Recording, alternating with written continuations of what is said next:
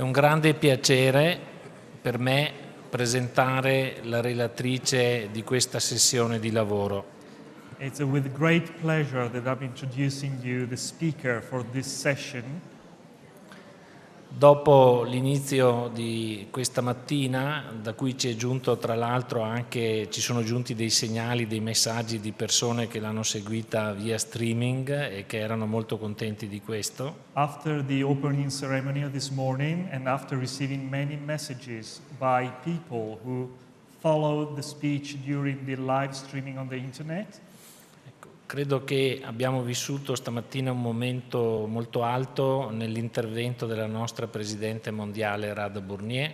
I think that all of us experienced a very high moment by listening to our World President Rada Bournier. Ed è stato molto bello sentire i saluti di tanti fratelli e sorelle, di tante persone. And it was wonderful listening to all other brothers and sisters greeting this session. Dicevo che è un piacere presentare Linda Oliveira, la nostra vicepresidente mondiale. It's a pleasure to introduce Linda Oliveira, our Vice President. Linda è nata in Australia. Linda was born in Australia. È entrata nella Società Teosofica nel 1971 dopo aver seguito alcune conferenze di Jiddu Krishnamurti. And in 1971 she joined the Theosophical Society after hearing some talks by the philosopher Jiddu Krishnamurti. Ha completato i suoi studi laureandosi in arte presso l'Australian National University. And she completed a Bachelor of Arts degree at the Australian National University. E si è poi specializzata con studi anche in psicologia e in scienze politiche. Major in psychology and political science. È stata l'editrice per 14 anni della rivista Teosofia in Australia. And for 14 years she was the editor of Theosophy in Australia magazine. Ed ha occupato l'ufficio di presidente nazionale della Società Teosofica in Australia dal 2002 al 2009. And she held the office of National President of the Theosophical Society in Australia from 2002 until 2009. È relatrice internazionale nell'ambito teosofico. And has lectured for the Theosophical Society in various countries. E dall'ottobre 2008 è stata eletta vicepresidente internazionale. And she's been elected as International Vice President of the Theosophical Society since October 2008. Risiede nel quartier generale della Società Teosofica ad Adyar in India. She now resides at the international headquarters of the society in Adyar. Linda crede fermamente che uno studio autentico e la comprensione degli insegnamenti di una saggezza perenne, che oggi è conosciuta come teosofia, possa fornire un'opportunità per una trasformazione spirituale dell'umanità. And Linda holds a strong conviction that a genuine exploration and understanding of the perennial wisdom teachings known today as a theosophy can provide an opportunity for human spiritual transformation. E proprio di questa trasformazione spirituale c'è oggi un grande bisogno in un mondo orientato materialisticamente. And such a transformation is badly needed in today's materialistic world. L'ascolteremo con grande attenzione. And we are going to listen to her with great attention. Linda.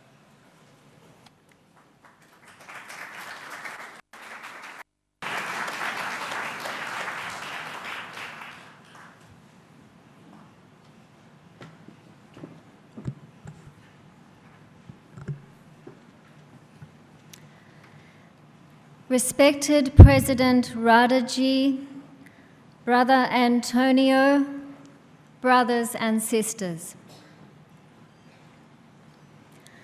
The title of the lecture this afternoon is Why Do We Belong to the Theosophical Society? This may seem a slightly strange question, but it is not a superficial question. It is an important one. It may be interesting, useful, and perhaps even educative to reflect upon why we originally joined the Theosophical Society. Were we particularly conscious of the reason why we joined at the time? What was it about the society then which especially appealed to us? Present at this Congress are several hundred members of the Theosophical Society of greatly diverse origins. And the answer given to this question by each person here may be as varied as the number of members present. The fact is that individuals join the Theosophical Society for various reasons. Perhaps because of an interest in a particular theosophical teaching. Perhaps because of a friendly environment in a lodge. Perhaps because of an attraction to the Society's objects, or because of the guarantee of freedom of thought, and so forth. In one interesting case, a member once said that he joined the TS because he had some special skills to teach the Society. He clearly thought, as a member of relatively short standing, that he knew what was best for the TS. Significantly, he did not have an ability to work with others in a cooperative endeavour or to easily listen to others' views. And even more interestingly, he did not remain a member for all that long. Our motive for joining may, in fact, tell us a great deal. Now, prior to the formation of the Theosophical Society, an attempt was made to form an organisation called the Miracle Club, a private investigating committee, the members of whom witnessed various manifestations and materializations. The Miracle Club failed. The Miracle Club failed. On the other hand, in certain respects, it is indeed a miracle that our society is still in existence. We may fairly aptly, but perhaps slightly tongue-in-cheek, refer to it as a miracle society. Now, why has the Theosophical Society lasted for more than 130 years? This is a long time for a relatively small organisation to be in existence. Well, firstly, the wisdom teachings hold a strong and timeless appeal to those individuals who wish to go more deeply into life and its meaning. Teachings of great substance have given life to this organisation right from the very start. Secondly, another reason why the Society might be so robust is that the early history of the TS was peppered with incidents and difficulties, some of which shook the nascent body, yet they did not break it.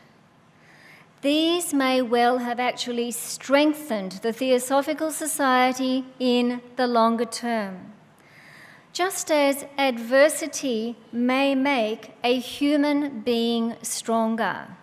There may be a similar collective principle involved here.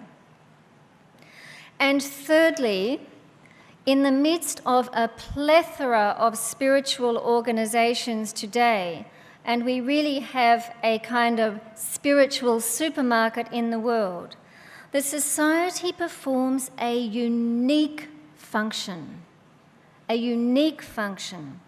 with the environment it provides for free and unconditioned exploration. That is no ordinary thing. And this exploration is not based on any one authority, on any one teaching even, or any one stream of thought, because members are free to examine the teachings and think for themselves. This is rare. Various responses to the question about why we originally joined the Theosophical Society may reflect at least one of the initial reasons for the Society's formation. And it may be useful here to give our attention to three fundamental elements of this institution since the early days. Two of them are familiar and explicit, and the third element derives from those first two, at least partly. Madame Blavatsky wrote in 1875, "Errare humanum est." Errare humanum est. The translation from Latin into English may be more familiar. To err is human. In what context did HPB pen this Latin phrase? She wrote, "It was never denied that the organisation of the TS was very imperfect. Errare humanum est. From the founders down to the humblest member, the society is composed of imperfect mortal men, not gods." It would be hard to quibble with this, wouldn't it? Not all members join the TS because of a heartfelt response to the noble ideal of the first object on which the theme of this Congress is based. Joining the Society does not instantly immunise us against unbrotherliness or instantly enkindle with us compassion and universal understanding. Madame Blavatsky's original program of the Theosophical Society mentioned that in order to leave no room for equivocation, the members of the TS have to be reminded of the origin of the Society in 1875, and it is useful for us to remind ourselves of that origin now. She said, "The writer received orders from her master and teacher, to form a nucleus of a regular society whose objects were broadly stated as follows. 1, universal brotherhood. 2, no distinction to be made by the member between races, creeds, or social positions. 3, to study the philosophies of the East, those of India chiefly, presenting them gradually to the public in various works that would interpret exoteric religions in the light of esoteric teachings. And fourthly, the fourth object of the Society originally was to oppose materialism and theosophical dogmatism in every possible way." Now, these 4 points have been abbreviated for convenience. Changes to the objects have, of course, been documented since then. But it is fair to say that the general purpose of the society has not actually changed substantially since that time. Such was the program in its broad features. The two chief founders, and this is interesting, the two chief founders were not told what they had to do, how they had to bring about and quicken the growth of the society, or the results desired. But if the two founders were not told what they had to do, they were distinctly instructed what they should never do, what they had to avoid, and what the society should never become.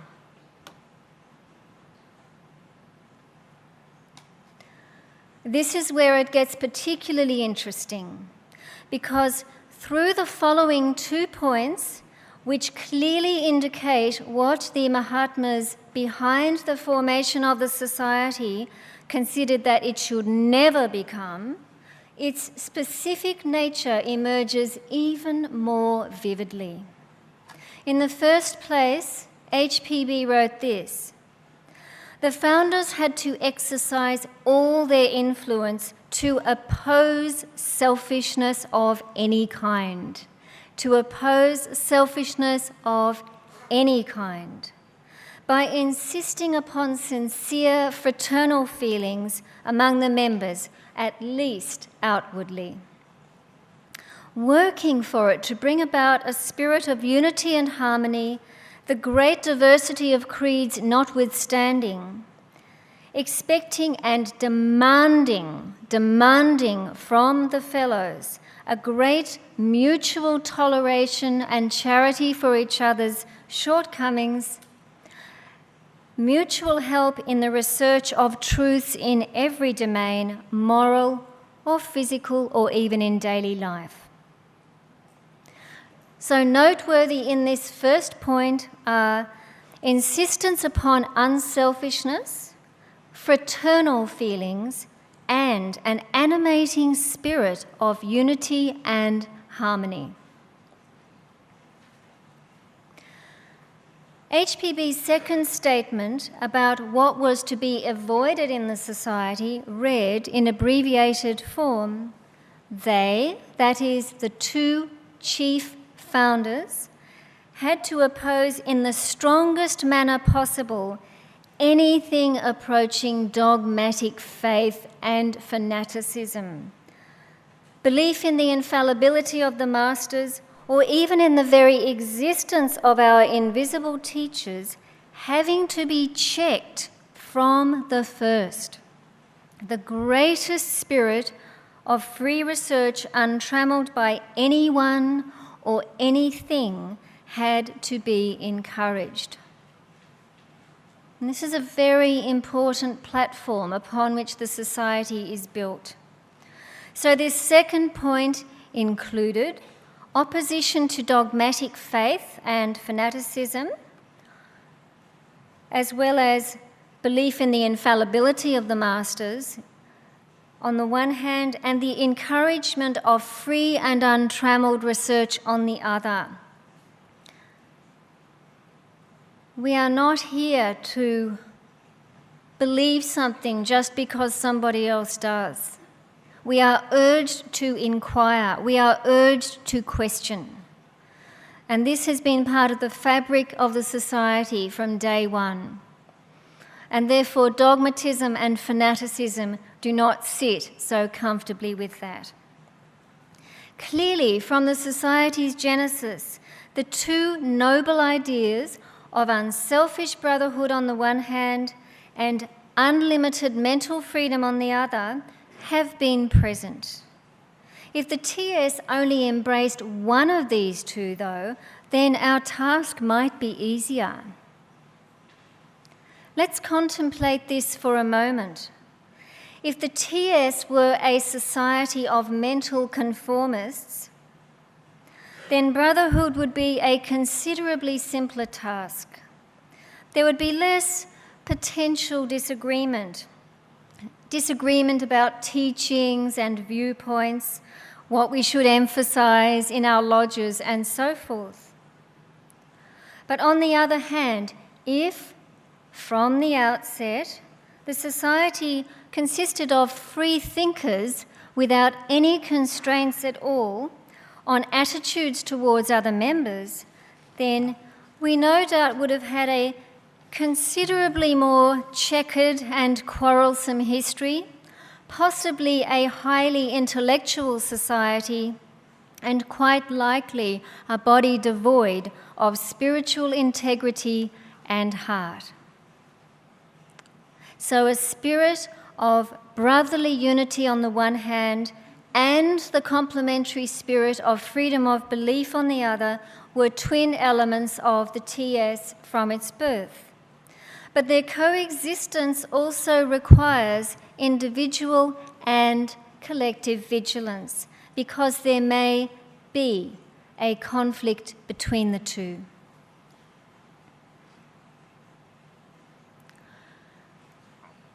We may discuss brotherhood quite often, and yet actually have different understandings of what brotherhood really means.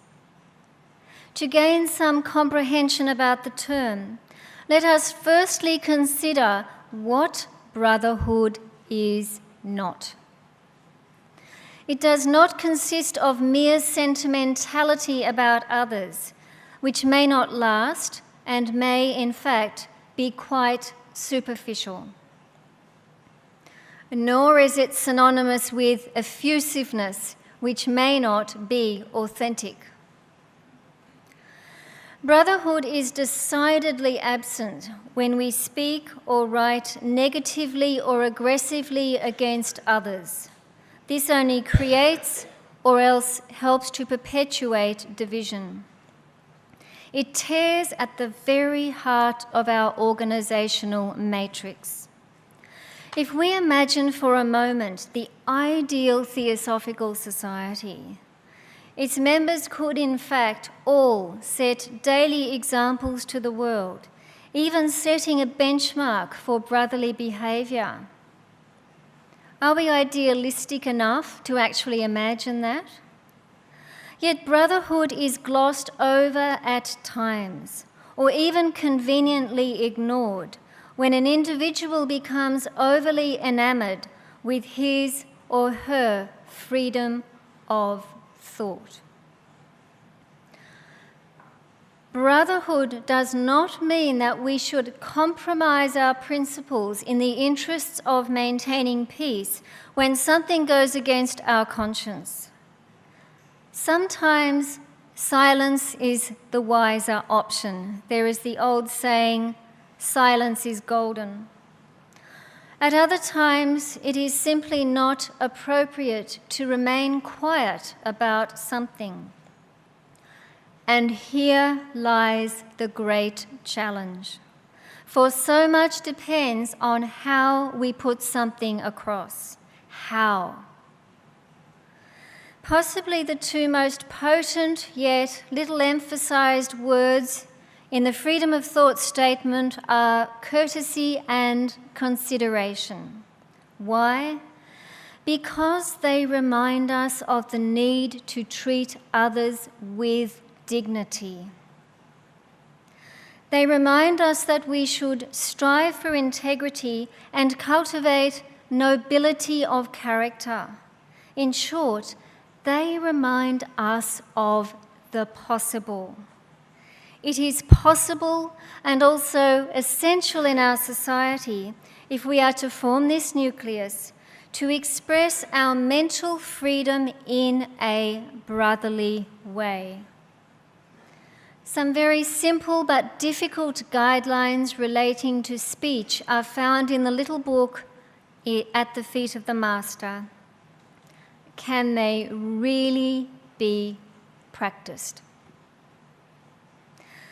Brotherhood may manifest in its most perfect form in an individual who senses the divinity within all.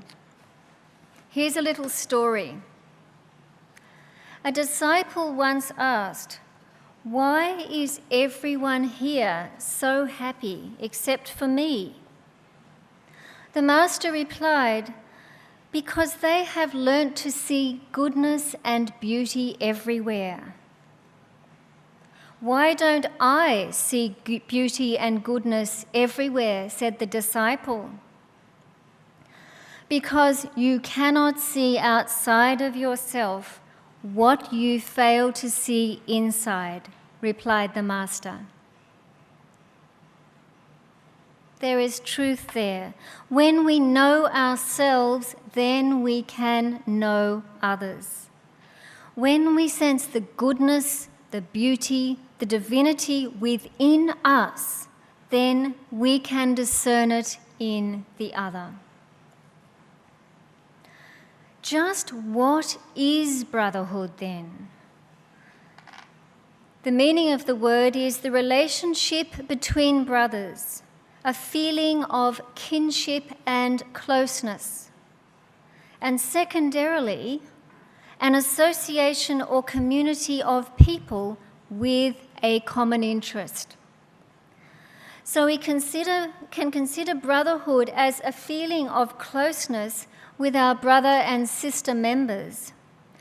And also the society itself can be considered as a brotherhood in the sense of being an association of people with a common interest. What is this common interest? Is it not the quest for truth? The quest for truth. In theosophical literature, there's an interesting distinction between self with a small s and self beginning with a capital S. The former pertains to the personality, of course, while the latter relates to our deeper nature. There is an interesting parallel here. The word brotherhood happens to be capitalized in the first object of the Theosophical Society. The implications of the distinction between self with a small s and a big S can be applied similarly to the distinction between brotherhood with a small b and brotherhood with a capital B. In its more pedestrian sense, brotherhood with a small b may be shallow, a mere toleration of others. But this society has the mandate to form a body of exceptional order. A body of exceptional order. It is not an ordinary society. A mandate to form a nucleus of humanity's universal brotherhood with a capital B. For this to become an actuality, it demands considerably more than mere tolerance. It requires a real attempt to understand ourselves and our responses to others, and a fundamental solidarity which is strong enough to transmute the more or less inevitable ructions which occur within the organisation from time to time. Fundamental solidarity. And furthermore, rather than considering brotherhood as simply a noun, let us also think of it as a verb, and therefore something which we do. Brotherhood is a form of action. It is not static. It is not just something which we name. And brotherhood is very much, in its best sense, a living force.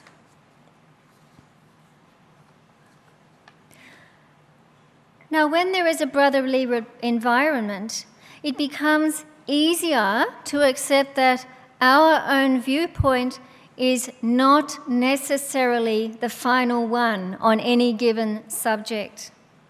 Therefore, a relationship exists between brotherhood on the one hand and freedom of thought on the other. The second fundamental element of the TS, brotherliness can foster freedom of thought. Let us consider briefly the second thing which Madame Blavatsky was told that the Theosophical Society should never become, and that is a harbourer of dogmatic faith and fanaticism.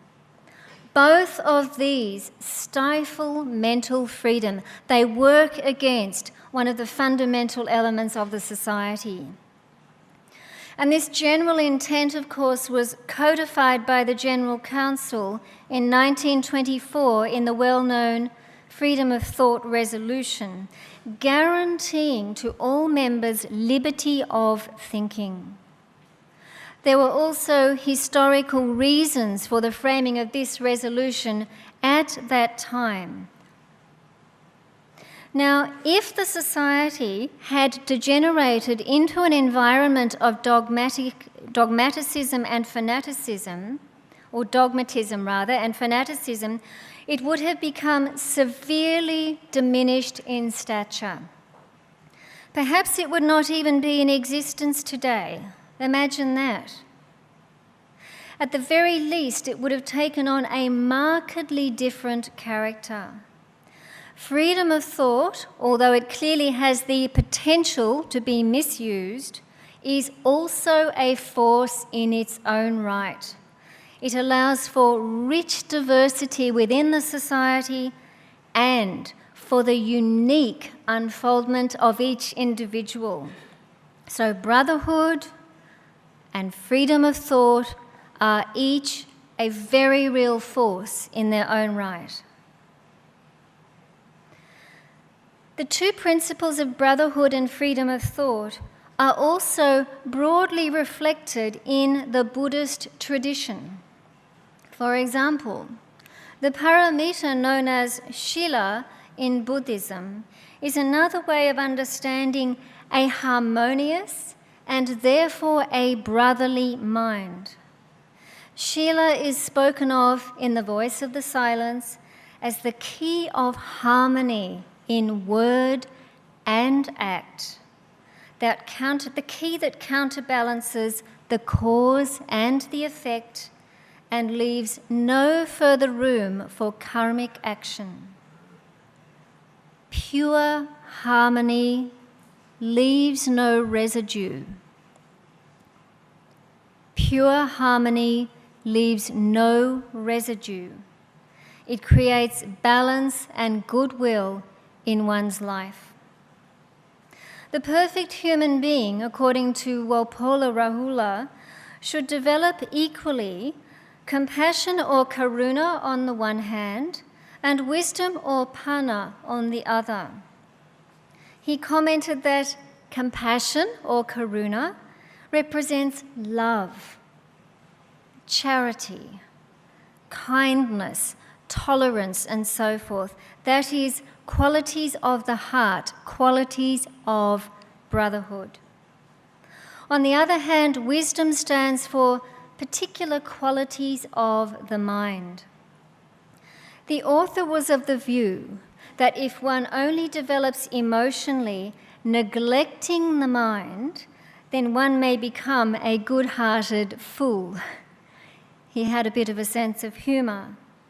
On the other hand, neglecting our emotional nature may result in a hard-hearted intellect without feeling for others.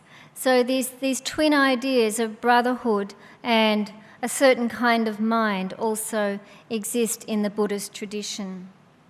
A compassionate mind which has the courage to open out and drop its barriers may become a new kind of consciousness, one of deep harmony which leaves no residue, but which generates balance and goodwill in one's life.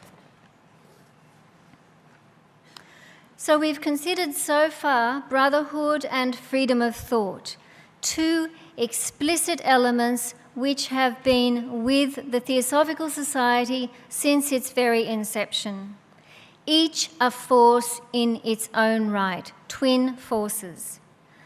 An individual with a panoramic mind and a brotherly heart possesses the possibility of changing quite dramatically.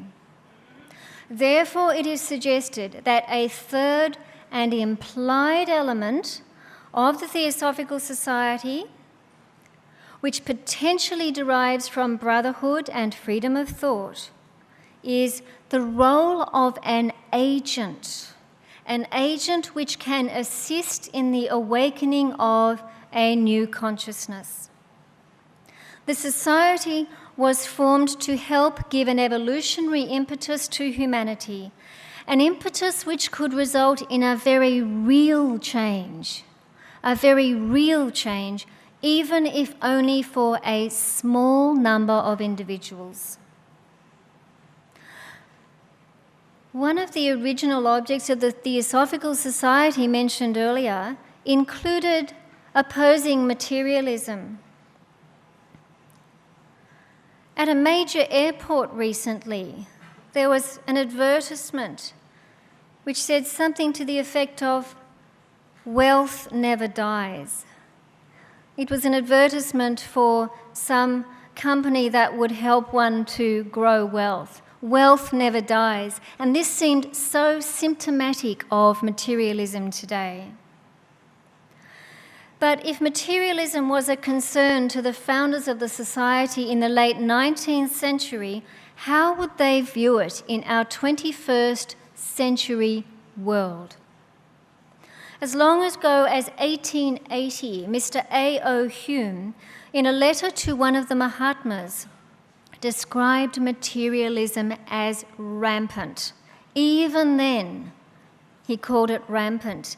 Today, it is more like a tidal wave of selfishness, a tidal wave threatening to engulf us. Arguably, the Theosophical Society has an even more important role today in this regard than at the time of its formation. How conscious are we of this? Materialism is symptomatic of a self-centered and insensitive nature. Indeed, self-centeredness forms a barrier to sensitivity. There's another little story which goes as follows. A disciple said to the Master, "How shall I experience my oneness with creation?" A very good question. "By listening," said the Master. "But how am I to listen?" asked the disciple. The Master replied, "Become an ear that gives heed to every single thing the universe is saying. The moment you hear something you yourself are saying, stop." This is a relatively gentle way of conveying the need to subdue self, to subdue the personality. One of the elder brothers put the matter very forcefully, though, when he wrote, "Selfishness and want of self-sacrifice are the greatest impediments on the path to adeptship." The greatest impediments. It doesn't get much clearer than this. Now, what may be entailed of the TS in order for a new consciousness to emerge? A suitable and conducive environment surely needs to be cultivated in our lodges and in our sections. Yet the TS is only an agent. Ultimately, the flowering of consciousness is the province of the individual, one who professes a profound insight into the self with a capital S within, as well as insight into the world without. In other words, a balanced individual. One original object of the TS concerned opposing materialism, which is probably the greatest distinguishing characteristic today of the world without. It is fueled by a sense of self with a small s and fueled by a limited view of life. This thing which we call self is a contracting vibration or energy. It is extraordinarily resilient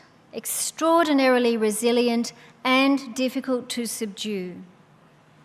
The purely materialistic mind, driven by self, sees and knows only this physical world. This is the pure materialist. It does not admit the possibility of superphysical realms. Therefore, it views things and people in terms of physical attributes and monetary value, not in terms of intrinsic worth, which is different again, which is qualitative. The materialistic mind, the purely materialistic mind, is a mind devoid of depth. The pure materialist sees things from the point of view of the part, himself or herself, and not the whole.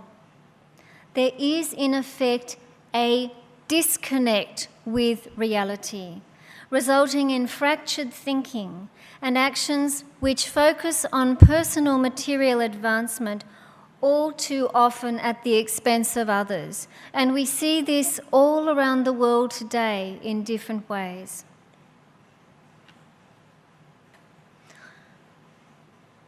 Many individuals who are gradually comprehending the inadequacy of materialism may be more conscious of the spiritual and the need for a universal ethic which benefits the greater whole. In due course, some may come to consider themselves theosophists. If we are truthful, are we, in fact, theosophists? Are we, in fact, theosophists? If we are honest with ourselves, we may just discover that we are only partial theosophists, that is, not yet fully capable of selfless actions which are dedicated to the good of others. In contrast to the commonplace materialist, the true theosophist is relatively rare.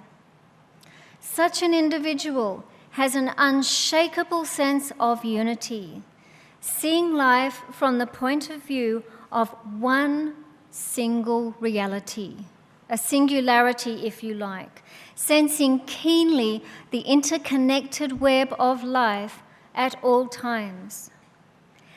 Aided by an inherent sensitivity, a theosophist can apprehend the spirit behind the diverse forms without. Responses, decisions, and actions therefore take on a different quality.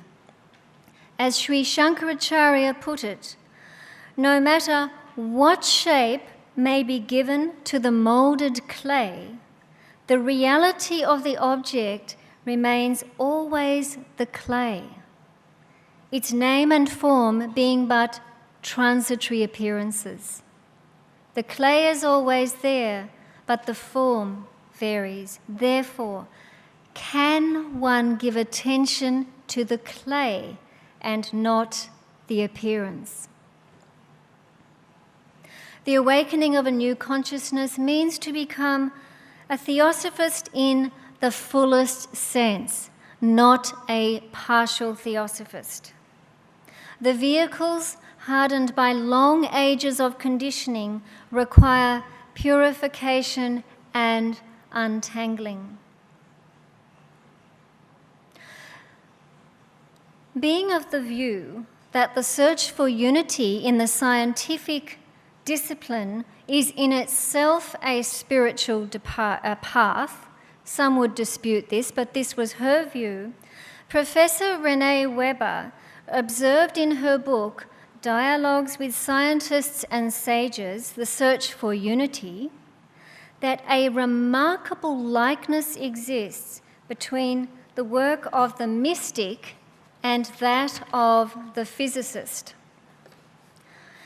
She wrote the following: "The ego, that is the personal ego, like the atom, coheres in time through its binding power, what Buddha called the aggregates or skandhas that make up our personality. When the binding power of the physical atom is released in an accelerator, the resultant energy, staggeringly huge, becomes freed." And this becomes interesting. She says, analogously, huge amounts of binding energy are needed to create and sustain the ego, the personal ego, and its illusion that it is an independent, ultimate entity. We spend a great deal of energy perpetuating and strengthening this sense of personal self. But the text continues, "The sage who has seen through this principle and understood it no longer fragments and exhausts himself trying to hold his bounded self together, but lets go of the ego and releases its energy, opening a channel to that limitless, universal energy." So the sage understands a certain principle of physics as applied to consciousness, if you like. And this principle is similar to the beautiful words in the voice of the silence, exhorting the aspirant to give up self to non-self, being to non-being, in order to repose between the wings of the great bird, the Om of all ages. To the degree that asmita or egoism diminishes, renewal takes place. We can notice this at odd times. When this personal self is silent, a new energy comes up. It is there. Bearing in mind the binding power of a single atom, can we begin to imagine just how much energy would literally be freed up to help the world if this binding power were released? Great spiritual teachings throughout history have unshackled themselves from this very bond. They have worked solely for humanity, not for themselves. To review the strands of this lecture, we commenced with the question of why we originally joined the Theosophical Society.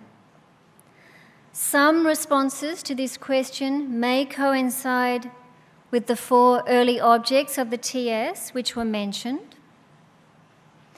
We have also revisited Madame Blavatsky's original program of the TS, and from that basis explored 2 enduring and explicit elements of the TS, or forces of the TS, which have been present since its inception, and that is brotherhood and freedom of thought.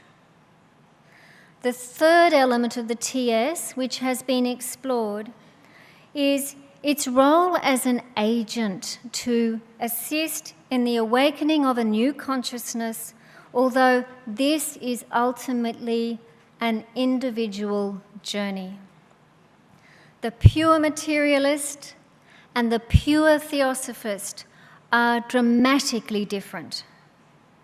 The difference may be summed up in a nutshell between the two as self with a small s. Because when self is taken out of the equation, then an enormous amount of energy is brought into play, and this is renewal. And then there is a vital, unalloyed consciousness which emerges. Brotherhood and due reflection upon the wisdom teachings, in a spirit of free investigation, can help spawn a new consciousness. Recall that Blavatsky's errare humanum est means to err is human. To one who aspires to be a genuine theosophist, not a partial theosophist, some alternative words might apply. To live in truth is fully human. To live in truth is fully human.